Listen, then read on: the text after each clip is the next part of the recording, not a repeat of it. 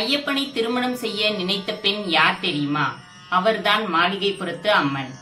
ஐயப்பன் அரக்கி மகிழ்ச்சியை வதம் செய்வதற்காக சிவனுக்கும் மோகினி அவதாரம் எடுத்த விஷ்ணுவுக்கும் மகனாக பிறந்தார். பந்தல ராஜா ராஜசேகரனால் பம்பா நதிக்கரையில் இருந்து எடுத்து வளர்க்கப்பட்டார் ஐயப்பன். தன் தாயின் தலைவலி தீர புலிப்பால் கொண்டு வர வனம் சென்ற ஐயப்பன் அரக்கி மகிழ்ச்சியால் தேவர்களும் மக்களும் துயரடைவதை அறிந்து மகிழ்ச்சியுடன் போர் புரிந்தார். அரக்கி மகிழ்ச்சி ஐயப்பனின் அம்புக்கு அடிபட்டு விழுந்த இடம்தான் அழுதா நதியாக உருவாகியது. மகிழ்ச்சி தன் அரக்கி வடிவில் இருந்து சாப விமோச்சனம் பெற்று அழகிய பெண்ணாக மாறினார்.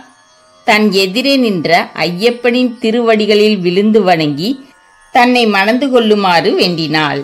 ஆனால் ஐயப்பன் தான் இந்த பிறவியில் பிரம்மச்சரிய விரதம் அனுஷ்டிப்பதால் மணந்து கொள்ள முடியாது என்று கூறினார். ஆனாலும் அவள் வற்புறுத்தவே ஐயப்பன் மகிழ்ச்சியிடம், நீ எனக்காக காத்திரு, என்றைக்கு என் சந்நிதிக்கு ஒரு கன்னிசாமியும் வராமல் இருக்கிறாரோ அன்றைக்கு உன்னை மணந்து கொள்கிறேன் என வாக்களித்து தன் கோயிலுக்கு அருகாமையில் மகிழ்ச்சிக்கு இடமும் கொடுத்தார். அந்த பெண்தான் மாளிகைப்புறத்து அம்மனாக எழுந்தருளி பக்தர்களுக்கு அருள் செய்கிறார்.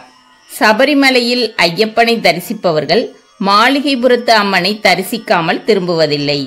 மாளிகைப்புறத்து அம்மனை தரிசிக்கும் போதுதான் பக்தர்களுக்கு சபரிமலை யாத்திரை நிறைவு பெறும். ஐயப்ப பக்தர்கள் மாலை அணியும் போதும் மாளிகைப்புறத்து அம்மன் பெயரை சொல்லியே மாலை அணிகிறார்கள். மாளிகைப்புறத்து அம்மன் கதையை கேட்டதற்கு மிகவும் நன்றி. இந்த வீடியோ பிடிச்சிருந்துச்சுன்னா லைக் பண்ணுங்க, ஷேர் பண்ணுங்க, சப்ஸ்கிரைப் பண்ணுங்க. தேங்க்யூ.